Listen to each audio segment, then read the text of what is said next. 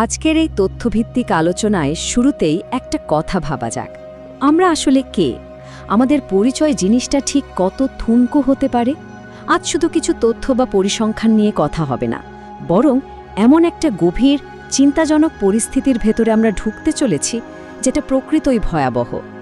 ভাবুন তো, আমাদের নাম, ঠিকানা, কাগজপত্র এই সব মিলেই তো আমাদের পরিচয়, তাই না? কিন্তু হঠাৎ কোনো এক সকালে যদি দেখা যায় যে একটা অদৃশ্য যন্ত্রচালিত সিস্টেমের কারণে ওই পরিচয়ের নাগরিকত্ব সম্পূর্ণভাবে মুছে গেছে। বাংলার পরিচয়ের রাজনীতির ঠিক এরকমই এক অতলস্পর্শী সত্যকে আজ নিপুণভাবে বিশ্লেষণ করা হবে। এখন প্রশ্ন আসতেই পারে, একটি নামের আসলে কী বা এসে যায়? বানান একটু এদিক ওদিক হলে কি এমন ক্ষতি হবে? কিন্তু এই চিন্তাটুকুই আমাদেরকে এক অসম্ভব ভয়াবহ বাস্তবতার দিকে নিয়ে যায়। একটি অদৃশ্য যন্ত্রিক দাপ্তরিক ব্যবস্থা কিভাবে রাতারাতি লক্ষ লক্ষ মানুষের নাগরিকত্বকে প্রশ্নের মুখে ফেলে দিতে পারে, সেটা ভাবলেও গায়ে ছমছম করে। মানুষ হঠাৎ ঘুম থেকে উঠে জানল তারা যেন এই দেশের কেউই নয়।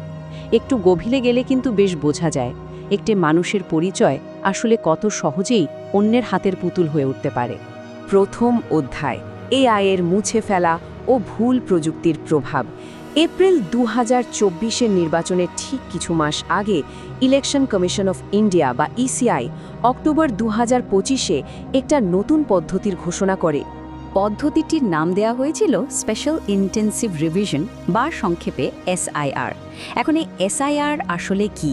সোজা কথায় এটি হলো ইলেকশন কমিশনের একটা কঠোর ভোটার লিস্ট সংশোধন প্রক্রিয়া। উদ্দেশ্য বেশ পরিষ্কার, যারা মারা গেছেন, স্থানান্তরিত হয়েছেন বা যাদের নাম একাধিকবার আছে তাদের বাদ দেয়া। কিন্তু গোলমালটা বাঁধল অন্য জায়গায়। নিয়ম করা হলো প্রমাণ হিসাবে 2002 সালের ভোটার তালিকার সাথে নাম মেলাতে হবে। মানে আজকের দিনের আধার বা ভোটার আইডিকে মেলাতে হবে 2002 সালের বাংলা হরফে লেখা তালিকার সাথে। আর ঠিক এখানেতেই ইসিআই এমন একটা অপরীক্ষিত উপাদান যুক্ত করে বসলো যেটা সব ওলটপালট করে দিল। সেটা কি? আর্টিফিশিয়াল ইন্টেলিজেন্স বা এআই। পুরো বিষয়টির ভার দেওয়া হলো একটি সফটওয়্যারের ওপর, তাও আবার কোনো মানবিক তদারকি ছাড়াই। এর ফল কি ভয়ঙ্কর হতে পারে সেটা একটা ছোট্ট উদাহরণ দিলেই পরিষ্কার হবে। 2002 সালে তালিকায় বাংলা স্ক্রিপ্টে লেখা নাম এআই যখন ইংলিশে অনুবাদ করল তখন সহস্র ভুল তৈরি হলো। ধরে নেওয়া যাক বাংলায় যার নাম রতন ঘোষ, এআই সেটাকে অনুবাদ করে লিখল রাতেন ঘোষ। বাংলার আ এবং ও এর উচ্চারণ সফটওয়্যার ধরতেই পারল না, সার্থক হয়ে গেল সার্থক। আর এর ফলশ্রুতি, এই সামান্য বানানের গরমিলের জন্য লক্ষ লক্ষ বৈধ নাগরিককে সরাসরি লজিক্যাল ডিসক্রিপেন্সি বা যুক্তিক অসঙ্গতি নামক একটি ভয়াবহ ক্যাটেগরিতে ফেলে দেওয়া হলো। তাদের সম্পূর্ণ বৈধ কাগজপত্র থেকে বিচ্ছিন্ন করে যেন নিজস্ব দেশেই বিদেশি বানিয়ে দেওয়া হলো। এখন একটা পরিসংখ্যানের দিকে তাকানো যাক। 9.1 মিলিয়ন বা 91 লাখ। একবার সংখ্যাটি ভালো করে অনুধাবন করুন। এর মানে হচ্ছে এই একটি সফটওয়্যারের ছোট্ট ভুলের কারণে চূড়ান্ত হিসেবে 91 লাখ মানুষের নাম নির্বাচন তালিকা থেকে মুছে ফেলা হলো রাতারাতি। পশ্চিমবঙ্গের মতো ভোটারের প্রায় 12% মানুষ তাদের নাগরিক অধিকার হারালো। পৃথিবীতে এমন অনেক দেশ আছে যাদের মোট জনসংখ্যাও এর থেকে কম। কাজে এটি কোনো ছোটখাটো দপ্তরিক ভুল ছিল না, এটি ছিল পুরো নির্বাচনী ব্যবস্থাকে গড়িয়ে দেওয়ার মতো ঘটনা। এবার যদি ডেটার দিকে একটু অন্যভাবে তাকাই তাহলে দেখতে পাবো যে কোনো নির্দিষ্ট সম্প্রদায় নয়, এই এআই সফটওয়্যারের কপানলে কিন্তু সবাই পড়েছে। পরিসংখ্যান বলছে এই মুছে ফেলা নামগুলোর মধ্যে 63% হিন্দু এবং 34% মুসলিম মানুষ। এর মধ্যে সবচেয়ে ক্ষতিগ্রস্ত হয়েছেন প্রান্তিক হিন্দু দালিত উদ্বাস্তু সম্প্রদায়, যেমন মাতোয়ারা। যারা এখনও সিএএ এর অধীনে নাগরিকত্বের পূর্ণ আশ্বাস পায়নি, তাদের শেষ ভরসাটুকুও এই সফটওয়্যারের দোলেতে ভেঙে গেল। মানে হিন্দু হোক বা মুসলিম, প্রত্যেকে একই অভিজ্ঞতার সম্মুখীন হয়েছিলেন।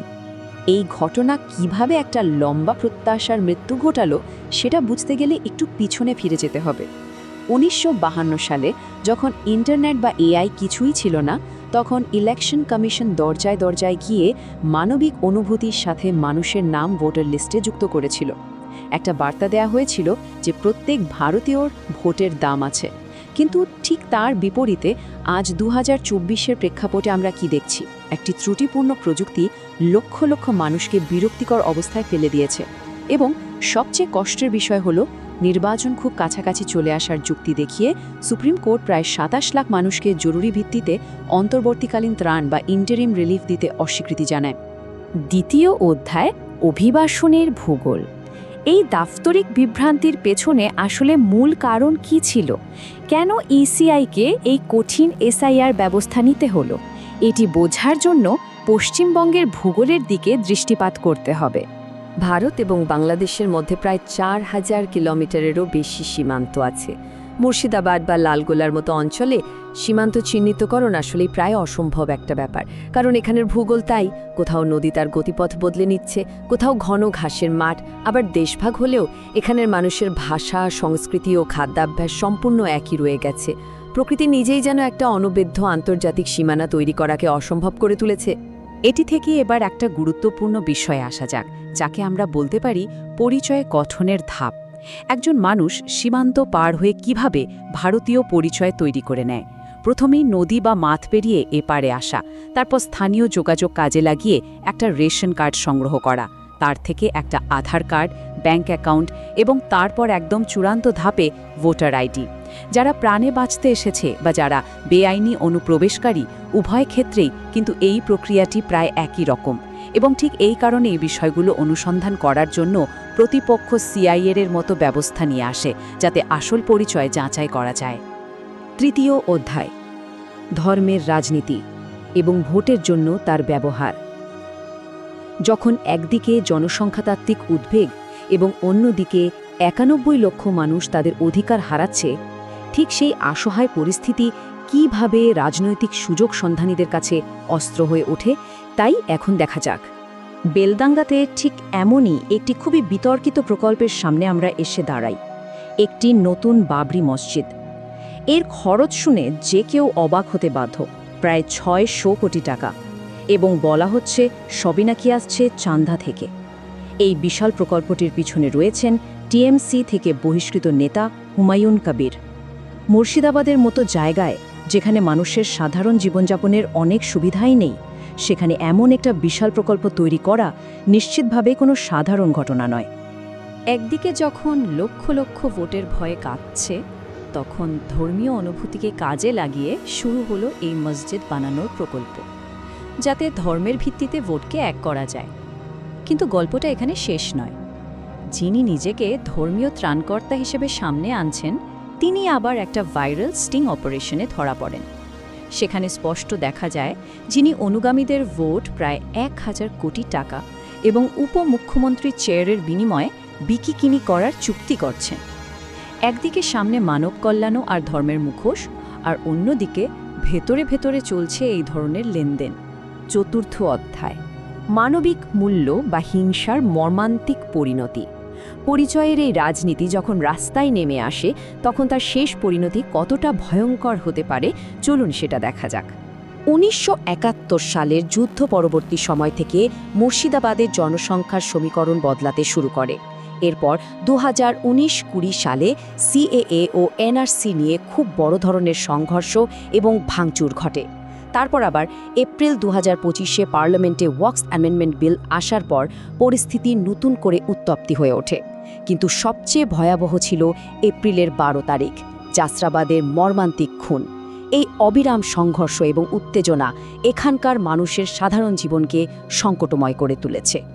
ধুলিয়ানের একজন রক্ষাপ্রাপ্ত মহিলার কথা থেকে গ্রাউন্ড রিয়ালিটিটা স্পষ্ট অনুধাবন করা যায়। তিনি বলছেন, আমার স্বামী, আমার ছেলে সবাইকে মেরে ফেলা হয়েছে। যারা এটা করেছে তারা সবাই স্থানীয়। এই একটি কথাই আসলে সবটা বুঝিয়ে দেয়। এপ্রিলের ১২ তারিখ হারগোবিন্দ এবং চন্দন দাসকে যারা তাদের বাসার সামনে নৃশংসভাবে হত্যা করেছিল, তারা কোনো বিদেশি বা বাইরে থেকে আসা লোক ছিল না। তারা ছিল তাদেরই প্রতিবেশী, যাদের সাথে তারা বড় হয়েছে। রাজনীতি যখন প্রতিবেশীকে হত্যাকারীতে পরিণত করে, তখন সবচেয়ে বড় ট্র্যাজেডিটা ঘটে। আজকের এই গভীর আলোচনা থেকে শেষ যেখানেতে আসতে হয়, তা হলো ঠিক এই প্রশ্নটি: যখন একটি মানুষের পরিচয়কে অন্য কেউ অস্ত্র হিসেবে ব্যবহার করে, তখন তার মানবতার আসলে কী বা বাকি থাকে? একটা ছোট্ট দাপ্তরিক প্রযুক্তির ভুল বা একটা চাতুর রাজনৈতিক কৌশল কিভাবে একটা শান্ত সম্প্রদায়কে হিংস্র মবে পরিণত করতে পারে, তা ভাবলেই গা শিশির করে ওঠে। আজকের এই তথ্যভিত্তিক বিশ্লেষণ আমাদের ভেবে দেখতে বাধ্য করে আমাদের পরিচয় আসলেই কি আমাদের হাতে, নাকি আমরা শুধুই একটা বড় দাবার বোর্ডের গুণটি? এটাই এখন সবচেয়ে বড় প্রশ্ন।